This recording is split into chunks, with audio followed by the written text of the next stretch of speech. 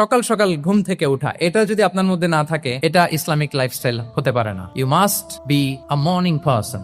সকাল সকাল উঠতে হবে। আপনার সময় এমন ভাবে মেনটেন করবেন আপনি যে সকাল সকাল ফজরের পর থেকে আপনি অ্যাক্টিভ। তার মানে you have to wake up early, you have to sleep early. একজন মর্নিং পারসন যদি না হন, এটা ইসলামিক লাইফস্টাইল হবে। এর কারণ আল্লাহ রাসূল সাল্লাল্লাহু আলাইহি ওয়া আলিহি ওয়াসাল্লাম আমাদেরকে সকালে জেগে থাকার ব্যাপারে ইন্সপায়ার করেছেন এবং তিনি দোয়া করেছেন এই উম্মার জন্য স্পেশালি, যে এই সময়টা এটা ফুল অফ বারাকা, ফুল অফ ব্লেসিংস। তিনি দোয়া করেছেন আল্লাহুম্মা বারিক লি উম্মতি ফি বুকুরিহা। আল্লাহ এই উম্মতের বুকুরটা মানে সকালের সময়টা, লেটস সে সানরাইজের পরে 3-4 ঘন্টা, এই সময়টাকে আল্লাহ আপনি বরকত দিয়ে পড়ে দেন। এই সময়টাতে ঘুমানো যাবে না, এটা হচ্ছে বরকতের সময়। এবং আল্লাহ রাসূল সাল্লাল্লাহু আলাইহি ওয়াসাল্লাম যদি কোনো সামরিক অভিযান প্রেরণ করতেন, এই টাইমে প্রেরণ করতেন, এই বকুরের টাইমে। এবং সাহাবারা তাদের কোনো ট্রেড ক্যারাভান, ব্যবসায়িক কাফেলা যখন সেন্ড করতেন, এই টাইমটাতে সেন্ড করতেন, কারণ এই টাইমটাতে বারাকা। এখন নিজের সাথে মিলিয়ে নেন যে এই টাইমটাতে আমরা কি করি। আমি জানি না আপনাদের কি অভ্যাস।